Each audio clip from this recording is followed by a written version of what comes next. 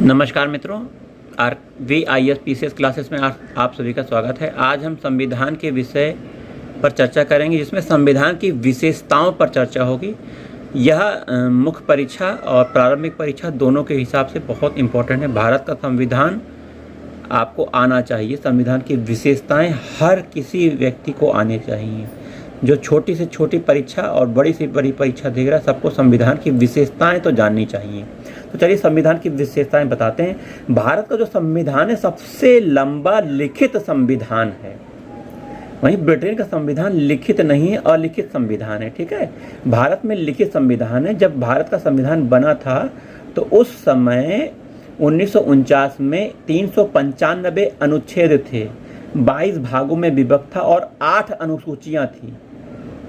और वर्तमान में अनुच्छेदों की संख्या काफ़ी बढ़ गई है और अनुसूचियां 12 हो गई हैं।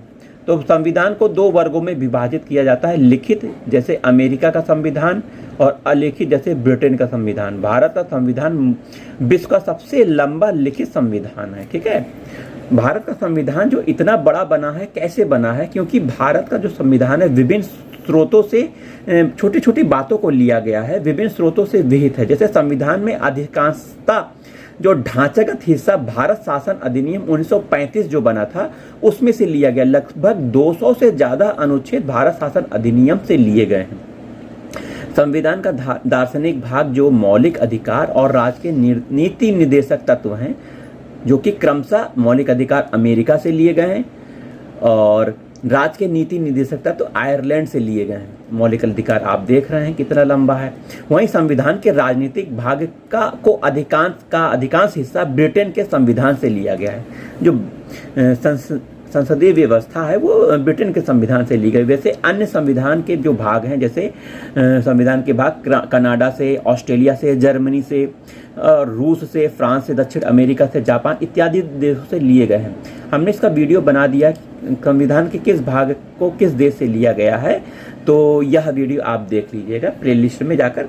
चलिए, तीसरा विशेषता है नम्यता और अनम्यता का समन्वय पाया जाता है हमारे संविधान में। नम्यता क्या है?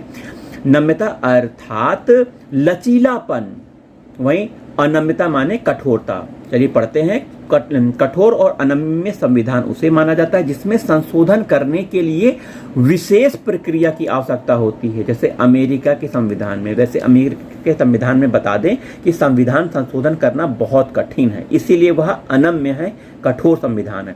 वहीं लचीला संविधान वह है जिसमें संशोधन प्रक्रिया बहुत आम तरीके से हो जाती है। आम कानूनों के निर्माण में ब्रिटेन जैसा संविधान इसका उदाहरण हो सकता है। भारत का संविधान ना तो लचीला है और ना ही कठोर है, बल्कि यह दोनों का मिला जुला रूप है। भारत का संविधान का अनुच्छेद 368 में 2 तरह के संविधान संशोधन का प्रावधान किया गया है। पहला, कुछ उपबंधों को संसद में विशेष बहुमत से संशोधित किया जा सकता है। वहीं कुछ अन्य प्रावधानों को संसद के विशेष बहुमत तथा कुल राज्य के आधे से अधिक राज्यों का अनुमोदन से संशोधित किया जाता है। इसके अलावा संविधान के कुछ प्रावधान आम विधायी प्रक्रिया के तहत संशोधन किया जाता है। बहुत सरल तरीके से संशोधन इसे कहते हैं। ये संशोधन अनुच्छेद 368 के अंतर्गत भी नहीं आते हैं। वहीं चलिए चौथी विशेषता बताते हैं, एकात्मकता की ओर झुकाव के साथ संघीय व्यवस्था। यह इंपॉर्टेंट है, ध्यान से देखिएगा। एकात्मकता की ओर झुकाव के साथ संघीय व्यवस्था। भारत का संविधान संघीय सरकार की स्थापना करता है, जिसमें संघ के सभी आम लक्षण विद्यमान है। जैसे 2 सरकारें हैं, केंद्र में भी और राज्य में भी। शक्तियों का विभाजन है, राज्य की शक्तियां, केंद्र की शक्तियां। जैसे कि 7वीं अनुसूची में शक्तियों का विभाजन तो दिया गया है ना, संघ सूची, राज सूची, समवर्ती सूची, है ना। और वहीं लिखित संविधान है, संविधान को लिख दिया गया है। राज्यों की सरकार का गठन कैसे होगा, केंद्र सरकार का गठन कैसे होगा, लिखित रूप में। संविधान की सर्वोच्चता है, वहीं संविधान सबसे सर्वोच्च है। जो भी कानून बनते हैं, लॉ बनते हैं, बाई लॉ बनते हैं, सब संविधान को ध्यान में रख के बनाए जाते हैं। संविधान की कठोरता, वहीं स्वतंत्र न्यायपालिका, द्विसदनीयता, ये सब आपका लक्षण किसके हैं? संघ सरकार के लक्षण हैं, संघीय व्यवस्था के लक्षण हैं। वहीं भारतीय संविधान में बड़ी संख्या में एकात्मकता और गैर संघीय लक्षण भी विद्यमान है। जैसे एक सशक्त केंद्र, एक संविधान है, पूरे देश में लागू है, एकल नागरिकता, संविधान का लचीलापन, एकीकृत न्यायपालिका, केंद्र द्वारा राज्यपाल की नियुक्ति केंद्र सरकार करती है ना, केंद्र सरकार की अनुशंसा पर राज्यपाल की नियुक्ति की जाती है, अखिल भारतीय सेवाएं, नियुक्ति होती है अखिल केंद्र से, है ना, और नौकरी कहाँ करते हैं, राज्यों में आकर करते हैं, जैसे IAS IPS है ना लोग आदि। आपातकालीन प्रावधान में भी केंद्र सरकार में की शक्ति पावरफुल हो जाती है।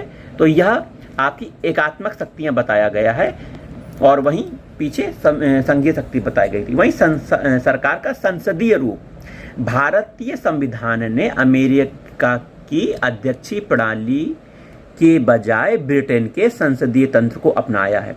संसदीय व्यवस्था विधायिका और कार्यपालिका के मध्य समन्वय और सहयोग के सिद्धांत पर आधारित है, जबकि अध्यक्षीय प्रणाली दोनों के बीच शक्तियों के विभाजन के सिद्धांत पर आधारित है। ठीक है। वहीं संसदीय संप्रभुता और न्यायिक सर्वोच्चता में समन्वयन स्थापित किया गया, कोऑर्डिनेशन स्थापित है। इसके बारे में जान लीजिए, इंपॉर्टेंट है। संसद की संप्रभुता का नियम ब्रिटिश संसद से जुड़ा हुआ है, जबकि न्यायपालिका की सर्वोच्चता का सिद्धांत अमेरिका के सर्वोच्च न्यायालय से लिया गया है। भारतीय संविधान निर्माताओं ने ब्रिटेन की संसदीय संप्रभुता और अमेरिका की न्यायपालिका सर्वोच्चता के बीच उचित संतुलन बनाने को प्राथमिकता दी है। एक और जहां सर्वोच्च न्यायालय अपने न्यायिक समीक्षा की शक्तियों के तहत संसदीय कानून को असंवैधानिक घोषित कर सकता है, वहीं दूसरी ओर संसद अपनी संवैधानिक शक्तियों के बल पर संविधान के बड़े भाग को संशोधित कर सकता है। देखिए ये बात इंपॉर्टेंट है, मेंस का इंपॉर्टेंट टॉपिक है, इसको समझना चाहिए आपको। वहीं एकीकृत और स्वतंत्र न्यायपालिका, भारतीय संविधान एक ऐसी न्यायपालिका की स्थापना करता है जो अपने आप में एकीकृत होने के साथ साथ स्वतंत्र भी है। भारत की न्याय व्यवस्था में सर्वोच्च न्यायालय शीर्ष पर है, जिसकी खंडपीठ आपको दिल्ली में देखने को मिलती है। इसके नीचे राज्य स्तर पर उच्च न्यायालय हैं। राज्यों में उच्च न्यायालय के नीचे क्रमवार अधीनस्थ न्यायालय भी हैं। न्यायालयों का एकल तंत्र केंद्रीय कानून के साथ राज्य कानून को लागू करता है। हालांकि अमेरिका में संघीय कानून को संघीय न्यायपालिका और राज्य कानून को राज्य न्यायपालिका लागू करती है। वहीं 8वीं विशेषा संविधान की मौलिक अधिकार जो दिए गए हैं, वो संविधान के तीसरे भाग में 6 मौलिक अधिकारों का वर्णन किया गया है। ये अधिकार हैं समानता का अधिकार, अनुच्छेद 14 से 18 समानता के अधिकार की बात करता है। वहीं स्वतंत्रता का अधिकार 19 से 22 स्वतंत्रता का अधिकार है। वहीं शोषण के विरुद्ध अधिकार 23 से 24 शोषण के विरुद्ध अधिकार है। धार्मिक स्वतंत्रता का अधिकार 25 से 28 धार्मिक स्वतंत्रता का अधिकार है। सांस्कृतिक और शिक्षा का अधिकार 29-30 में दिया गया है। वहीं संवैधानिक उपचारों का अधिकार अनुच्छेद 32 में दिया गया है। थोड़ी सी बात मौलिक अधिकार के बारे में और सुन लीजिए। मौलिक अधिकार का उद्देश्य वास्तविक राजनीतिक लोकतंत्र की भावना को प्रोत्साहन देना है। यह कार्यपालिका और विधायिका के मनमाने कानून पर निरोधक की तरह काम करते हैं। उल्लंघन की स्थिति में इन्हें न्यायालय के माध्यम से लागू किया जाता है। वहीं अगला पॉइंट तो बहुत इंपॉर्टेंट है, राज्य के नीति निर्देशक तत्व DPSP। हमारे डॉक्टर BR अम्बेडकर जी के अनुसार राज्य के नीति निर्देशक सिद्धांत भारतीय संविधान की अनूठी विशेषता हैं। इनका उल्लेख संविधान के 4थे भाग में किया गया है। तो क्या विशेषता है नीति निर्देशक तत्व की? नीति निर्देशक तत्वों का कार्य सामाजिक आर्थिक लोकतंत्र को बढ़ावा देना है। इनका उद्देश्य भारत में एक कल्याणकारी राज्य की स्थापना करना है। संविधान में कहा गया है कि देश की शासन व्यवस्था में ये सिद्धांत मौलिक हैं और यह विधायिका की जिम्मेदारी है कि वह कानून बनाते समय इन सिद्धांतों को अपनाएं। इन्हें न्यायालय द्वारा प्रवर्तनीय नहीं किया जा सकता। इसका अर्थ है कि न्यायालय में जाकर आप अपने नीति निर्देशक तत्वों को लागू नहीं करवा सकते। न्यायालय में नहीं किया जा सकता। सरकार अपने संसाधनों के आधार पर नीति निर्देशक तत्वों के प्रावधानों को लागू करती है। वही मौलिक कर्तव्य इंपॉर्टेंट है। संविधान की बहुत बड़ी विशेषता है, मूल संविधान में मौलिक कर्तव्य का उल्लेख नहीं था, लेकिन स्वर्ण सिंह समिति ने सिफारिश की थी 1976 में। तो 42वें संविधान संशोधन के माध्यम से मौलिक कर्तव्यों को संविधान में जोड़ा गया था। संविधान के भाग 4(1) में मौलिक कर्तव्यों का उल्लेख है। मौलिक कर्तव्य नागरिकों को यह याद दिलाते हैं कि वह अपने अधिकारों के इस्तेमाल करते समय यह याद रखें कि उन्हें अपने समाज, देश और अन्य नागरिकों के प्रति कुछ जिम्मेदारियों का निर्वाह करना है। अधिकार और कर्तव्य साथ साथ चलते हैं। यदि आप अपने कर्तव्यों का निर्वहन सही तरीके से करेंगे तो आपको अधिकार मिलते जाएंगे, और यदि आप अधिकारों के चक्कर में पड़ेंगे और कर्तव्यों का पालन नहीं करेंगे तो यह आपकी गलती है। कर्तव्य करते हुए अधिकारों को प्राप्त किया जा सकता है। नीति निर्देशित तत्वों की तरह कर्तव्यों को भी कानून रूप में लागू नहीं किया जा सकता। अर्थात यदि आप कर्तव्य करने में चूक जाते हैं तो कानून न्यायालय में जाकर कोई आप पर बाध्यता नहीं डाली जा सकती कि आप मौलिक कर्तव्यों को करिए। वहीं एक अन्य विशेषता भारत के संविधान की है कि एक धर्मनिरपेक्ष राज्य है। बहुत बड़ी विशेषता है। भारत का संविधान धर्मनिरपेक्ष है। भारत किसी भी धर्म को बढ़ावा देने का प्रयास नहीं करता। भारत सभी धर्मों को मानता है। भारत का कोई धर्म नहीं है। धर्मनिरपेक्षता का मतलब है भारत का अपना कोई धर्म नहीं है। भारत सभी धर्मों के प्रचार प्रसार करने में, सबको बढ़ावा देने में, सबको फलने फूलने में सहायता करता है। लेकिन भारत अपना कोई धर्म निर्धारित नहीं है कि भारत का कोई धर्म होगा। वहीं जूम करके बताते हैं, भारत का संविधान धर्मनिरपेक्ष इसलिए यह किसी धर्म विशेष को भारत में धर्म के तौर पर मान्यता नहीं देती है। 1976 में 42वें संविधान संशोधन के द्वारा धर्मनिरपेक्ष शब्द जोड़ा गया था। इंपॉर्टेंट चीज है, भारत के संविधान में सभी धर्मों को समान आदर अथवा सभी धर्मों का समान रूप से रक्षा करते हुए धर्मनिरपेक्षता के सकारात्मक पहलू को शामिल किया गया है। वहीं अगली विशेषता है सार्वभौम वयस्क मताधिकार। भारतीय संविधान द्वारा राज्य विधानसभाओं, लोकसभा के चुनाव के आधार स्वरूप सार्वभौम वयस्क मताधिकार को अपनाया गया है। हर व्यक्ति जिसकी उम्र 18 वर्ष पूरी हो गई है उसे धर्म, जाति, लिंग, साक्षरता, संपदा इत्यादि के आधार पर कोई भेदभाव किए बिना मतदान देने का अधिकार है। 1989 में 61वां संविधान संशोधन हुआ था, जिसमें 1988 के द्वारा मतदान करने की उम्र को 21 वर्ष से घटाकर 18 वर्ष कर दी गई थी। पहले यह उम्र 21 वर्ष थी, अब 18 वर्ष कर दी गई है। यह 61वां संविधान संशोधन 1989 में हुआ था। एकल नागरिकता का प्रावधान किया गया। इंपॉर्टेंट है, भारतीय संविधान संघीय है और दो लक्षणों एकल और संघीय का प्रतिनिधित्व करता है, मगर इसमें केवल एकल नागरिकता का प्रावधान है, अर्थात भारतीय नागरिकता, न कि राज्य की नागरिकता।